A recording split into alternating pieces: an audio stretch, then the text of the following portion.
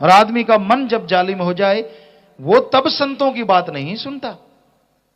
मन, नफस जब हंकारी हो जाता है, उसको लगता है कि मैं सही हूं, मेरे लिए ये सही है, तब संतों के वचन नहीं मानता।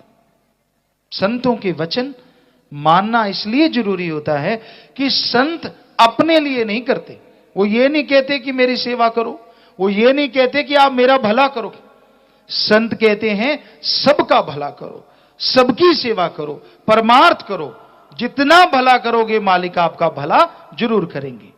धर्मों में लिखा है मांस मजदूरी देते है क्या राखे भगवान। आप अपनी दुकान पे, मकान बनाने पे, खेतों में किसी से काम करवाते हैं, दिहाड़ी पे करवाते हैं ना, तो क्या आप मजदूरी नहीं देते? बाद में देते हैं मजदूरी। मांस मजदूरी देते हैं, आप देते हैं, तो क्या राखे भगवान। अगर भगवान की औलाद का आप भला करोगे तो भगवान क्या कुछ छुपा के रखेगा? क्या आदमी से कमजोर है? इसलिए सृष्टि का भला करो, स्वार्थ में इतने ना खो जाओ कि अपने अलावा कोई नजर ही ना आए। वो तो गंदगी का कीड़ा भी करता है, फिर आप में और उनमें क्या अंतर हो गया? क्यों धर्मों में इंसान को खुद मुख्तियार, आजाद जून और सर्वश्रेष्ठ जून कहा? अगर खुद गर्जी करनी है तो पशु पक्षी अपने लिए करते रहते, वो घोंसला बनाते, आप घर बनाते, उनके बच्चे आपके बच्चे, वो खाने को लाते, आप खाने को लाते हैं, बल्कि वो तो कहीं ना कहीं चुनचुना के लाते हैं, आप तो जेब कतर के भी ले आते हैं, ठगी बेईमानी से भी ले आते हैं। बुरा ना मानना, पर जो हो रहा है, जो सच है, तो भाई पशुओं की तो मलमूत्र भी काम में आती है, तेरी तो वो भी संभालने का चक्कर पड़ा हुआ है। कैसे संभालें? बढ़ते जा रहे हैं दिनों दिन, उनके तो बहुत कुछ काम में आ जाता है, और उनके मरने के बाद हड्डियां, चमड़ा सब कुछ काम में आता है। तेरे तो ये संभालने में टैक्स देना पड़ता है, समझ गए होंगे आप। कभी कहां जाके संभालते हैं, कभी कहां जाके संभालते हैं।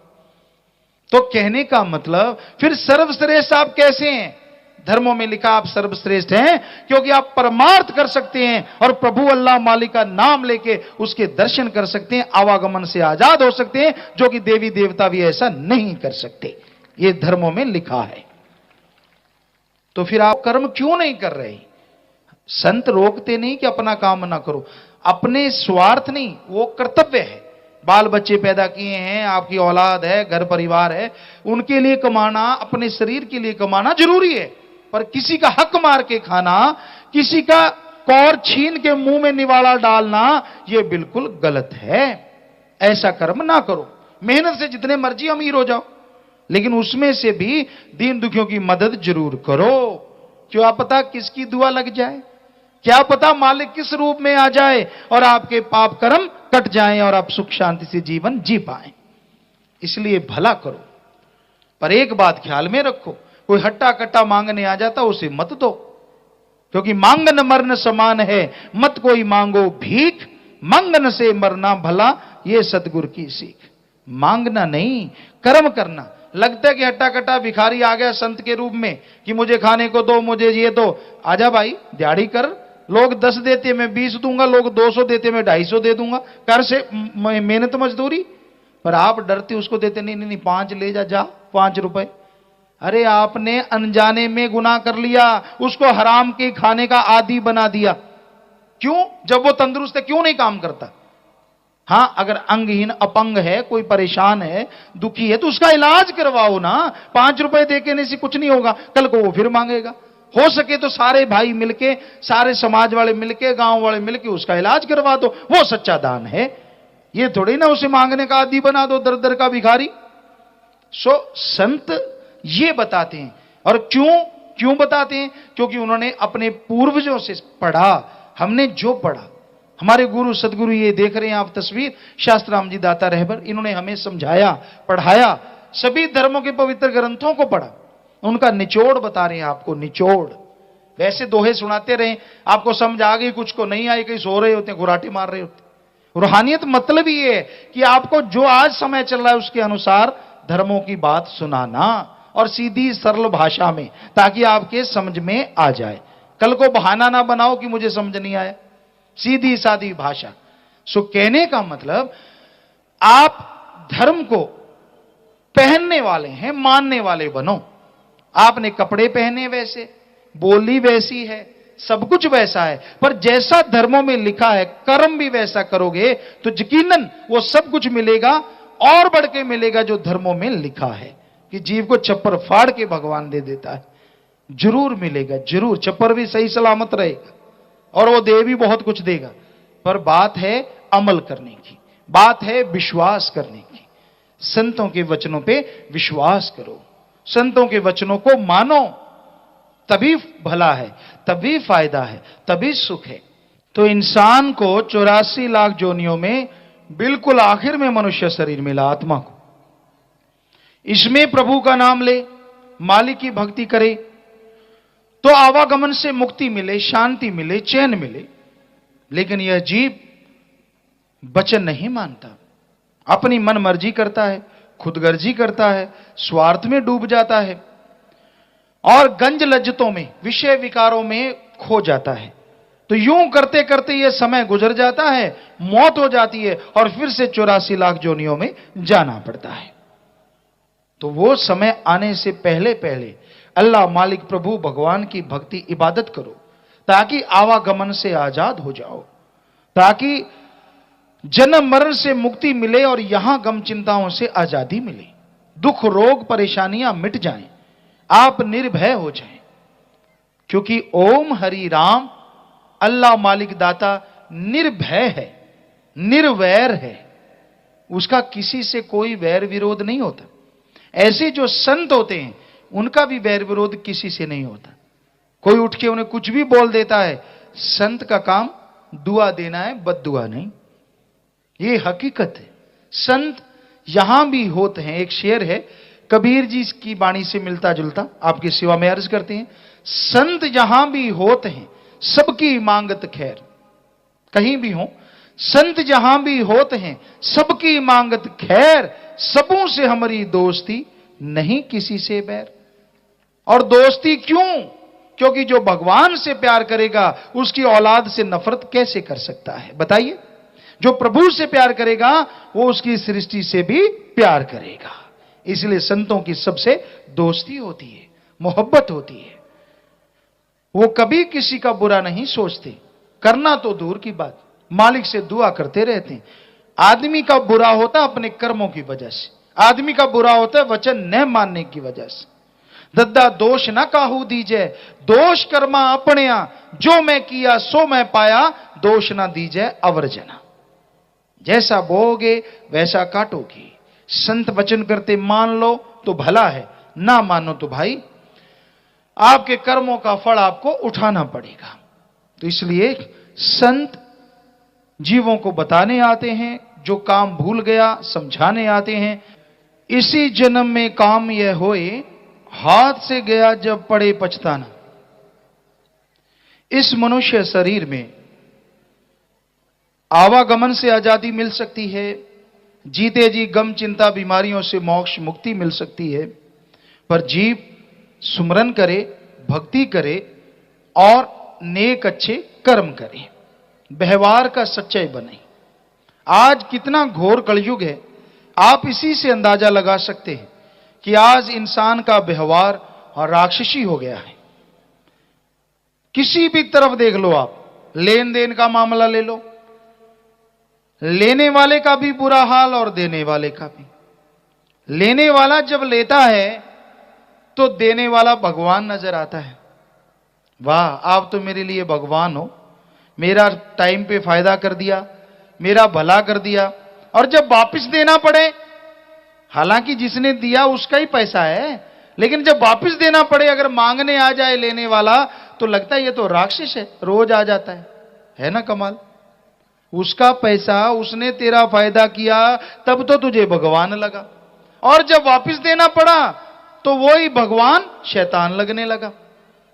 और देने वाला इसलिए बुरा हुआ पड़ा है, करता है कि मैं तेरे भीड़ के समय काम आता हूं, मैं तेरे भाई मौके पे काम आ रहा हूं, पर बेचारे को ऐसा बांध लेता है कि 5 रुपए सैकड़ा ठोक देता है कि सारी उम्र उसके बाल बच्चे भी वहीं चक्की पीसे।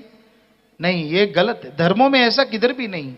धर्मों के अनुसार आप किसी भी दीन दुखी की मदद करो, और जायज आप ब्याज लेना है उसका रखो, पर अगर आप धनवान हो, उसने पैसा सही टाइम पे वापस किया, आपको दे दिया, तो आपको बहुत पुण्य मिलेगा अगर आप वापस उसका ब्याज उसको लौटा दें कि मूल मैंने रख लिया भाई। ये है धर्म।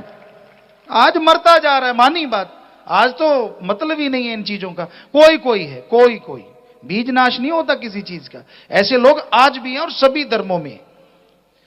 सो वो मूल रखना और ब्याज का कहना जरूर, क्योंकि फिर मूल भी नहीं कोई देता। ये कलयुग है, कलयुग है, कलयुग। सो कहने का मतलब अपना व्यवहार सही हो और इंसान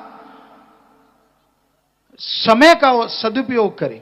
इस समय में प्रभु का नाम लेना, मालिक की भक्ति करना जरूरी है, क्योंकि मालिक की भक्ति के बिना शांति नहीं है। जो मर्जी कमा लो, जब तक संतोष धन नहीं आएगा सुख नहीं मिलेगा। तो वहीं पे आते हैं कि इस जन्म में व्यवहार के सच्चे बनो और प्रभु के सुमरण के भी पक्के बनो। सुबह उठते हो, चलो आप 2 से 5 के बीच में नहीं उठ पाते, क्योंकि आजकल के नौजवान तो इस टाइम में सोते हैं, ब्रह्म मुहूर्त में तो उनको नींद आती है। चक्कर ये है, टीवी है, लटरम पटरम पता नहीं क्या क्या। चलो जब भी जागो तभी सवेरा, कलयुग में यही चला लेते हैं। जब जाग जाओ तब उठो, हाथ मुंह धो, पानी पियो, रफा जाओ, फ्रेश हो गए, मालिक की याद में आधा घंटा कम से कम लगा दो। चलो ये भी आपको छूट ना जी, 15 मिनट में ही चक्कर पड़ जाता है। कोई कोई बच्चे हैं जो करते हैं, कोई कोई बुजुर्ग हैं जो करते हैं। ये नहीं कि आज बुजुर्ग सुमन पे लगे हुए हैं, रिटायर हो गए, ताश के पत्ते ज्यादा खेलेंगे, गांव में हमने देखा है, चुगली निंदा में ज्यादा ध्यान देंगे।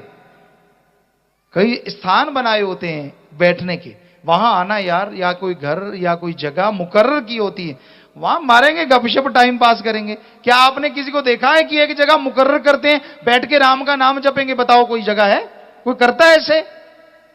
ना जी, राम नाम तो बोझ लगता है, बोझ। बैठते ही भगवान की याद में मुंह फाड़ फाड़ के जंबाई आती है, ऐसे लगता है मुंह फटेगा। खाज खुजली होती है, यहां कभी नहीं हुई होती, वहां होती है, ऐसे लगता है जैसे खुजली हो गई। ऐसी ऐसी बातें याद आती हैं जो पहले कभी नहीं आई होती। उससे लेना था, उसको देना था, ऐसे बिजनेस में करेंगे भाई। अरे अरे, राम नाम जप रहा है, क्या गृहस्थ चला रहा है? ये चल रहा है, माड़ा घुमाएंगे, माड़ा में जी ठीक हो जाएगा, माड़ा के मणके गिनते रहे तो ठीक खाक हो जाएगा। 1 2 107 हो गया भाई, राम राम, इधर डबल चल रहा है। राम कहां से आए? तेरी तो गिनती चल रही है। ज्यादा ध्यान तो गिनती पे, कब 107 105 या जो भी पूरे हो जाए, पीछा छूटे यार। असल में तो ये है। तो कर का मन का डार दे, मन का मन का फिर। हाथ वाले से कुछ होने वाला नहीं, अपने मन को सुधार ले, विचारों को कंट्रोल कर, तभी प्रभु की प्राप्ति होगी। और विचार कंट्रोल कैसे होंगे? जो गुरु मंत्र लिया, जो राम का नाम आपको मिला, उसका जाप करते रहो, मन लगे ना लगे, करते रहो करते रहो करते रहो। अगर अकेला कमरा मिल जाए, खाली जगह मिल जाए, तो ऊंची आवाज में बोलना शुरू कर लो, बंद करके दरवाजे, बाहर आवाज ना जाए, कोई डिस्टर्ब ना हो। सुमन करते रहो, बोलते रहो। कितनी देर मन अड़ेगा? आखिर एक दिन उसको रुकना ही पड़ेगा। और जितना सुमरण किया है उसका फल 100% मिलेगा ही मिलेगा, चाहे मन लगे ना लगे। जो सुमरण, यो मालिक का नाम जुबान से ले दिया, उसका फल तो मिलना ही मिलना है, ध्यान जमे ना जमे। तो ये सच है, इसलिए सुमरण करो जरूर, तभी खुशियां हैं भाई। चाहे आप त्यागी हैं, चाहे आप गृहस्थी हैं, किसी का भी मन नहीं टिक सकता, ये हम लिख के गारंटी दे सकते हैं। भक्ति के बिना कंट्रोल नहीं होता, भक्ति के बिना मन कभी भी किसी पे भी छा सकता है, किसी को भी गुमराह कर सकता है। और फिर इंसान सोचते यार ये में क्या, इसके कोई हीरे मोती लटक रहे थे राम नाम के, ये भी से क्या मतलब? यहां कोई नजदीक नहीं होता संत पीर फकीर या मालिक के, नजदीक वही है जो सुमरण करता है, नजदीक वही है जो वचनों पे अमल करता है। बाहरी तौर पे नजदीकी होने से मन नहीं रुकता। संत कहते ये कर, वो कहता नहीं मैं तो ये करूं। तो बताओ संतों की सोबत का क्या असर हुआ? लगातार सोबत में रहने से मन उसका हावी होता है, लेकिन असल ये होता है कि वो उस पर अमल नहीं करता और गुनाहों से बच जाता है। ये तो फायदा हो जाता है बहुत बड़ा। पर मन को पूरा कंट्रोल करना हो तो सुमन करना। संतों के क्या पता कब मान बढ़ाई के चक्कर में आ जाए। 10 लोगों ने जी जी किया, हाथ जोड़े, और ये बन गया कुछ। नहीं, ये गलत। अपने आप को मिट्टी बना के रखो, दीनता, नम्रता। अगर प्रभु को पाना है, चाखा चाहे प्रेम रस, रखा चाहे मान, एक म्यान में दो खड़ग, देखा सुना न कान। एक तरफ अहंकार है, खुदी है, कुछ बन गए आप, और एक तरफ प्रभु को पाना चाहते हैं। ये जैसे कबीर जी कहते, एक म्यान में दो तलवार नहीं देखी, उसी तरह एक शरीर में अहंकार और प्रभु का प्यार इकट्ठे नहीं रहते। कुछ बनो ना, दीनता, नम्रता रखो। बुल्ले शाह की बात आपको सुनाते, कुछ बनने पे बात ख्याल में आई। तो बुल्ले शाह कहीं पे जा रहे थे, रोजे का टाइम था। तो बुल्ले शाह जा रहे थे, साथ में उनके साथी थे। ऐसे कोई रास्ता आया, कुछ लोग साइड में बैठ गए जो मुरीद थे। बुल्ले शाह जी एक जगह अलग बैठ गए, कुछ खाने लगे। रोजे के दिन थे, अब मुसलमान भाई उस दिन कुछ खाते नहीं। तो कुछ घोड़े पे सवार मुसलमान भाई आए, उन्होंने मुरीदों से पूछा, अरे आपकी वेशभूषा तो मुसलमानों वाली है और खा रहे हो, आज रोजे हैं, आपको पता नहीं? कहते हां जी खा रहे हैं। तो कौन हो आप? कहते मुसलमान हैं। मुसलमानों के रोजों में खाते हो? मार पिटाई शुरू कर दी, खूब बड़ी। बुल्ले शाह के पास भी वो गए, बुल्ले शाह भी खा रहे थे। कहते आप कौन हो? बुल्ले शाह कहते पता ही नहीं। कहते फिर भी आपकी जात, धर्म, मजहब क्या है? कहते मालिक। आपका कुछ नहीं? कहते मैं तो कुछ भी नहीं। वो कहते पागल है, छोड़। उसको छोड़ के चले गए। मुरीद भागे भागे आए दूर से, साईं जी आप कैसे बच गए, हमारी तो पिटाई हुई। बुल्ले शाह मुस्कुराए, कहते आप कुछ बने होंगे, मैं कुछ बना नहीं। बने तो पड़े, नहीं बने तो बचे। तो जो बन जाते हैं, कुछ ना कुछ अहंकार में, खुदी में, राम की कृपा से खाली हो जाते हैं। जो दीनता, नम्रता रखते हैं कि नहीं मैं तो खाक हूं, मालिक उनकी झोलियां लबालब भर दिया करते हैं। तो अहंकार ना आने पाए, अहंकार बुरी बलाए है। जब जब जिसके अंदर भी अहंकार आया, वो कभी भी मालिक को प्यारा नहीं हो सकता। अहंकार छोड़ना होगा, दीनता, नम्रता धारण करनी होगी। कोई भी ऐसा कार्य नहीं जो आत्मा की खुराक हो। जो कुछ करते हैं, ये धरती और रंग भूमि कह लो, मंच है एक। हर कोई आता है, अपना पार्ट अदा करता है और चला जाता है। जो बनाता है यहीं पे, साथ कुछ भी नहीं जाता, सब कुछ यहीं छूट जाता है। जो आपके बुजुर्ग, अपने बुजुर्ग जो थे, इस दुनिया में आए, कुछ ना कुछ उन्होंने बनाया, और जब गए तो क्या साथ ले जा सके? धन दौलत, और नहीं तो कोई मकान। चलो और छोड़ो, आप उनके बेटे बेटियां हैं, आप में से कोई गया हो, उनके तन पे जो बढ़िया बढ़िया कपड़े पहने थे, क्या वो साथ गए? जो घड़ी या वो कोई अंगूठी या तागड़ी बांधते पुराने बुजुर्ग, क्या वो साथ गया? सारा तोड़ लिया नहलाने के बहाने। नहलाने को कौन सी उनकी बारात निकलनी थी? ये तो एक बहाना है कपड़े उतारने का। चाहे कोई और भी रीत रही होगी, लेकिन हमारा नजरिया तो रूहानियत का है। सीधी सी बात है कि ऐसे करने से घड़ी भी उतार लेंगे। हमने बुजुर्गों से पूछा क्यों नहला रहे हो? कहते रीत है। तो घड़ी क्यों उतार रहे हो? कहते इसमें पानी पड़ जाएगा। हमने कहा जब मुर्दे में पानी पड़ गया तो उसने क्या लेना है, पड़ जाने दो पानी घड़ी में भी। घड़ी में पानी नहीं पड़ने देते, खुद बर्त प्रयोग में लाएंगे या अपनी तरफ से दान दे देंगे। हमने बुजुर्गों के पीछे, उसी की चीज उसी की दान, बढ़ाई खुद की। तो यह चलता है आजकल, हमेशा से चला आ रहा है। अजीब को शिक्षा देने के लिए भी कुछ असूल बने। जब तक आत्मा शरीर में है तो कदर है, जैसे ही आत्मा चली जाती है धड़ाम से धरती पे पटक देते हैं। क्यों भाई, क्या बेड खराब होता है? ना ना ना ना, रीत है ताकि जीते लोगों को समझाए जब तक आत्मा है कदर है, नहीं तो धरती बिछोना आसमान ओढ़ना है। यह हकीकत है, पर लोग फिर भी नहीं समझते, फिर भी दिमाग में नहीं आती। तो यही बात कि बड़ी मुद्दत से मुश्किल मिलता चक्कर 84 में पड़े लगाना, कि मनुष्य जन्म बड़ा ही समय गुजरने के बाद, युग बीतने के बाद, सदियां गुजरने के बाद यह जन्म मिला है। इसमें मौका है कि मालिक को याद किया जाए, प्रभु को याद किया जाए। हिंदू धर्म में लिखा है, आत्मा जब स्वर्ग नरक से निकलती है तो सबसे पहले वनस्पति में जाती है। वनस्पति जिसकी लाखों जोने हैं, उसके बाद कीड़े मकोड़े हैं, फिर पक्षी हैं, जानवर हैं, फिर कई और जोनिया में होती हुई आत्मा बिल्कुल आखिर में मनुष्य शरीर में प्रवेश करती है। इसमें अगर प्रभु का नाम ले तो ठीक, वरना फिर से आत्मा को स्वर्ग नरक के बाद जन्म मरण में जाना होगा। और यही सिख धर्म में 84 लाख परमत्या दुर्लभ जन्म पायो, नानक नाम संभालतू 100 दिन नेड़ा आयो। 84 लाख शरीरों में चक्कर लगाने के बाद यह मनुष्य शरीर मिला लास्ट में। प्रभु का नाम ले लो, वरना भाई मौत का दिन नजदीक आता जा रहा है और फिर से जन्म मरण में जाना पड़ेगा।